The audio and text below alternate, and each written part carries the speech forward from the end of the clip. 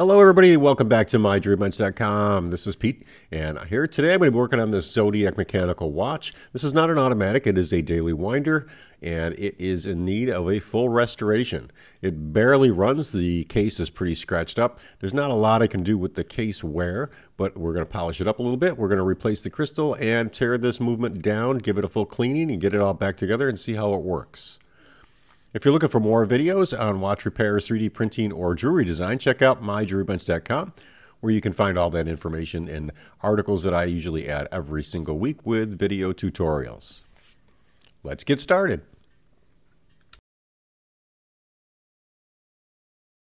So while I get started with the teardown of this particular watch, let me go over just a few things about the history of the Zodiac Watch Company. In 1882, the founder and owner of the watch company, now called Zodiac, started the company as Ariste Calame. That is his name. In fact, he started the company with his own name. It carried that name until 1908, when it became known and registered as the Zodiac Watch Company. Ariste sent his son Louis to watchmaking school sometime in or before 1895. That's approximately the time that Louis began to participate in the daily operations as well as run the company overall. In 1930, Zodiac released its first sport watch, also known as the Zodiac Automatic. This was a self-winding watch with a strong power reserve gauge, which was virtually unheard of on wristwatches at the time, with the exception of a few railroad industry watches. Later in 1953, Zodiac released the Seawolf Dive watch, which was not just water resistant, but also shock resistant. The Seawolf model was affordable and marketed to a large scale of potential customers, unlike many of Zodiac's competitors at the time. The Seawolf had the distinction of also being designed from the bottom up to be a dive watch, not a general purpose watch typical of that period. But its price made it make headway into the market because it was so affordable. The Seawolf had much momentum among divers, and in the 1970s it became the choice of the Navy SEALs. This was due to the durability of the Seawolf's build quality and its depth of approximately 750 meters. Sadly, this was probably the only reason that Zodiac watches stayed popular for as long as they did. Even while many of their other products were manufactured very well, they were just not marketed properly and the brand failed. Zodiac never really grew to become a larger watch manufacturer and struggled financially on and off throughout its history. In 1990, Willie Meunier purchased the Zodiac brand. Meunier came from Tag Heuer and at this point started the company Monter's Zodiac SA. His firm went belly up in 1997, and in 1998, Genender International purchased the Zodiac inventory, trademarks, and assets, thus acquiring the rights to the Seawolf chronograph of that period. Genender, however, did not produce any new watches under the Zodiac brand, and only two watches were distributed. One was the Seawolf, and the other was Marine Life. Those two models were it under that brand. In late 2001, Fossil came to the rescue and purchased the rights and branding of the Zodiac line. Fossil has spent a lot of money rebranding the Zodiac models and changing the line to suit its marketing structure. Fossil is a good fit for this line. However, even though they have reintroduced several of the original models back into the market, they are not the same watches that we've known from their vintage days. The new watches are entirely based on different manufacturing processes, and the movements, of course, are not necessarily manufactured by Fossil. And in 2015, Fossil distributed a new line of dive watches under the Seawolf brand, and those continue to be available today. You can even purchase those at most retailers. So that is a brief history of the Zodiac Watch Company. Not nearly what it was when it first started. It is now currently owned by a conglomerate. So let's get back to tearing down this watch. Luckily, I was able to get more of the watch focused this time, other than my fingers in this video, so you're going to see more of me working on the watch and less of my thumb in focus. So here you can see I'm removing the cover plate that holds the cannon pinion in place. Two screws hold that down.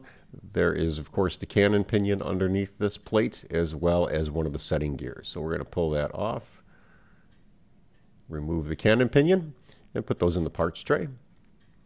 And then we'll get that setting gear out of there. Comes out a little bit hard, so you want to get some Rotico to pull that off without doing any damage to it.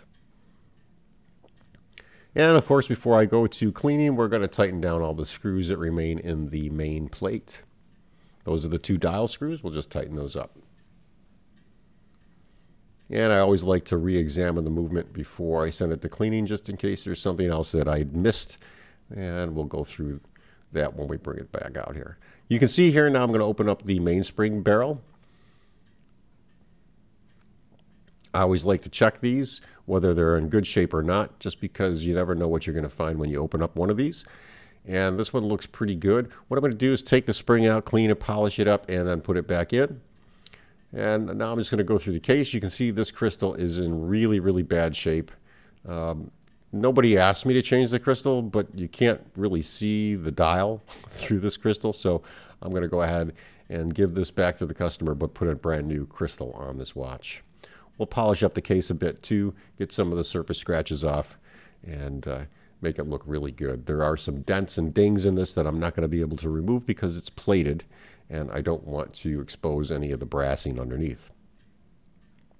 So let's get all these parts cleaned up. I'm not going to show you that process. I've shown you that before. A good ultrasonic cleaner. You're going to need watch rinse. You're going to need a way to dry it out. I use a low power heat gun to dry out my parts afterwards. And now we'll start reassembling. So reassembly to me, I do in the reverse order. We're going to put that setting gear in the watch, and then we're going to put the cannon pinion back in place. Make sure it is set correctly. We'll get that little bridge put back in so that holds the cannon pinion down.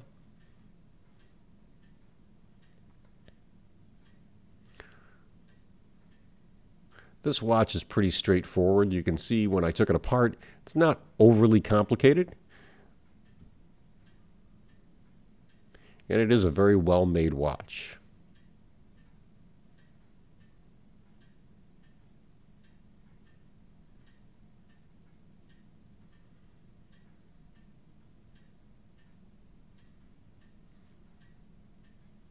So there's the cannon pinion. That's all set. Now I'm going to start putting in the train and the mainspring barrel. So as I mentioned before, I cleaned out the mainspring barrel, and re-oiled it. And now we'll get that put in position. So here's the barrel bridge. We'll get that seated correctly. 2 screws hold the barrel bridge in place. Every one of these screws is machined exactly the same, which is really nice for this vintage watch.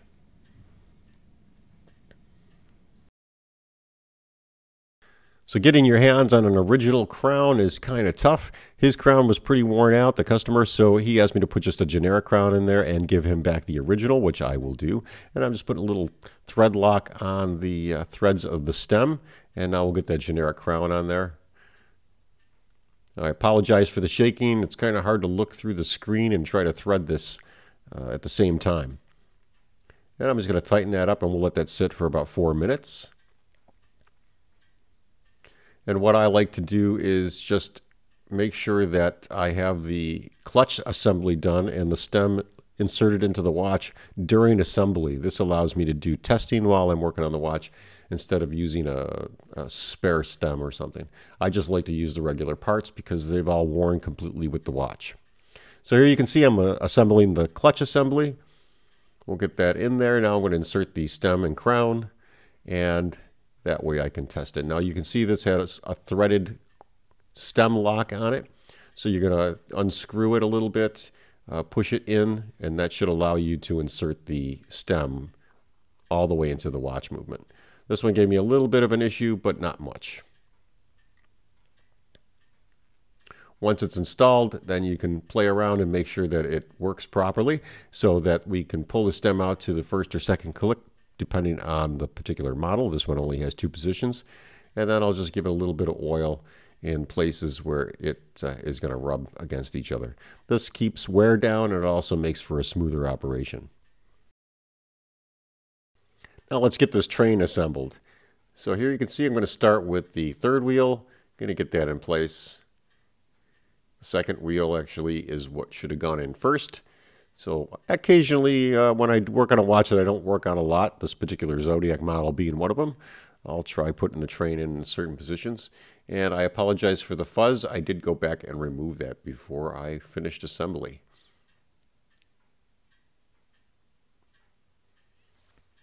I'm using my spare watch pad here.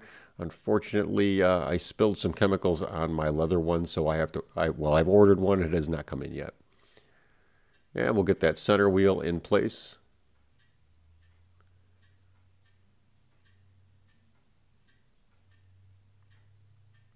Be careful with the center wheel as well as the escapement wheel. These are very, very small and very delicate. And now we'll work on the train bridge here. We'll get that in position. This particular watch was pretty easy to disassemble and do the service work.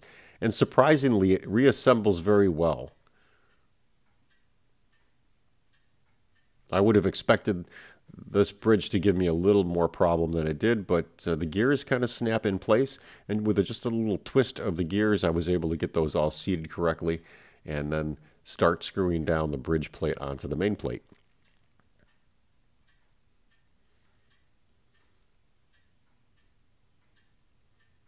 And again, we have 2 screws that hold the train bridge.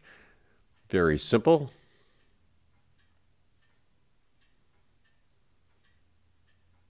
And I'm just giving a little push with my oiler here just to see if the train wants to move freely, which it does. And if you can do that with an oiler, then you know the train is pretty free. Now I'll just go lube up the watch at all the oil points.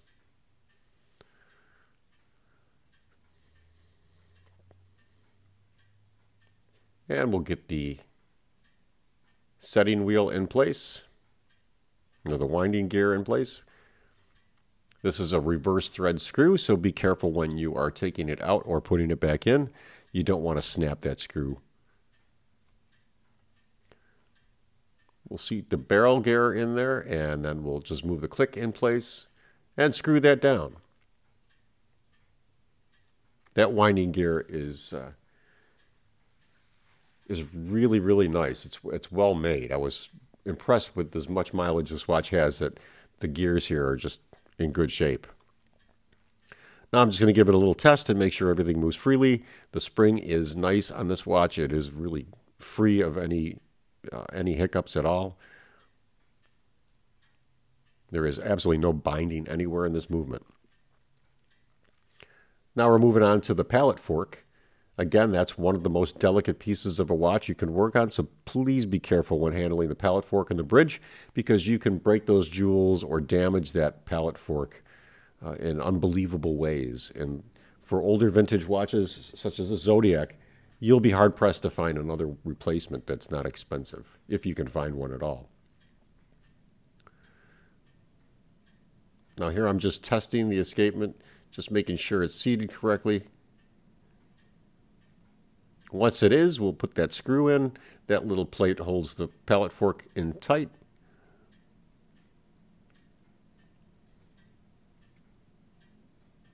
And I'll give it another quick little test back and forth. And we got that same little piece of fuzz that keeps floating around in there.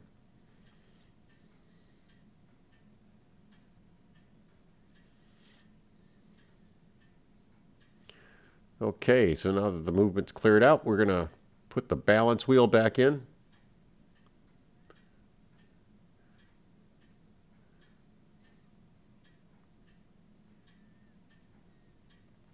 I'm being very careful inserting the balance cock because I'm just moving the screw, I'm just tightening the screw a little bit at a time. And there we go. She's working really good. With that side done, we'll move on to the front side or the top side of the movement, and we'll put the hour wheel back on. I'm going to loosen the 2 screws that hold the dial in place, and we will get the dial inserted back onto the watch. I'll tighten the 2 dial screws up, and on this particular model, the minute hand holds the hour gear or the hour wheel in place, so there's no need for a dial washer. This watch has some marks on it that I was not able to get off, but for the most part, it's very clean. And you can see it was a presentation watch, obviously from Dr. Pepper. We'll get the hour hand in place. If you don't have a set of these tools for hand inserting, I will put a link in the video description below. These things are a godsend. They're nice hard plastic. They don't scratch anything. They work really well. I'll line that hour hand up to the right process. I'm going to remove the stem and crown from the watch. And now I'll insert the minute hand. Of course, I really didn't need to have the stem and crown in place to set the hour and minute hand. I'm used to doing that with watches with days and dates because you have to make sure they're at the 24-hour position. Once the hour and minute hand are in place, we can add the second hand very carefully. And I'll use my hand insertion tool and tighten that down. I'm just going to go through the dial one more time. If there's any marks on it, we'll clean those off. That's a really nice looking watch. Let me know in the comments below if you have a Zodiac watch and what you think of your Zodiac watch, because I don't see many of them down here in Florida, but I know they should be around here because they made a ton of divers watches. And here you can see I'm putting a new crystal in place, and I'm going to go clean that off because that is really dusty from the paper handling. Once that's all cleaned off, we'll put the movement in place. Now this particular watch, the case tube here, this is not a waterproof watch or a water resistant watch, by the way. That case tube was damaged a little bit and it wouldn't allow the stem to be inserted or removed, so I'm just going to adjust that over a little bit so that the stem moves inside the watch much more freely. I'm going to line up the stem with the clutch. I'll loosen up the stopper. And we'll push in the crown until it's seated correctly, and then we can tighten that stopper down. Here's the case ring. Case ring's held in place by 2 clamps and 2 screws. Also gives the watch a little bit of weight, which makes it feel better in your hand.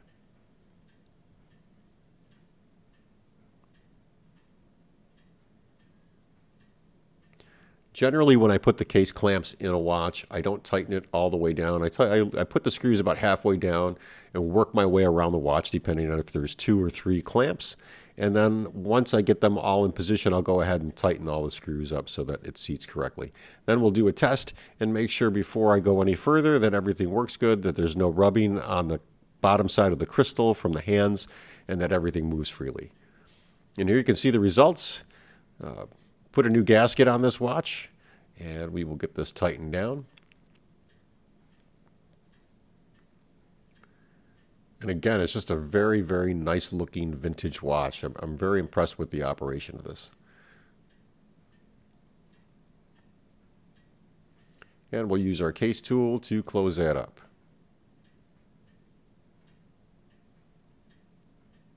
And there you have it. What do you think? Beautiful Zodiac watch, Dr. Pepper logo, very, very nice watch. I'm just going to set the time here.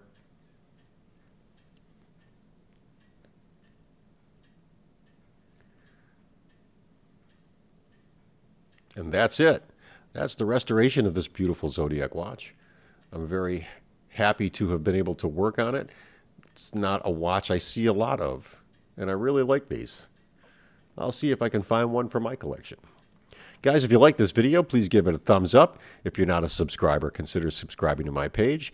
And if you have any questions, please leave them in the comments section below. And if anybody wants to have their watch repaired, you can send me pocket watches and wristwatches. Just go to my website, myjewelrybench.com, and fill out the quote request form. Thanks for watching, and have a great day.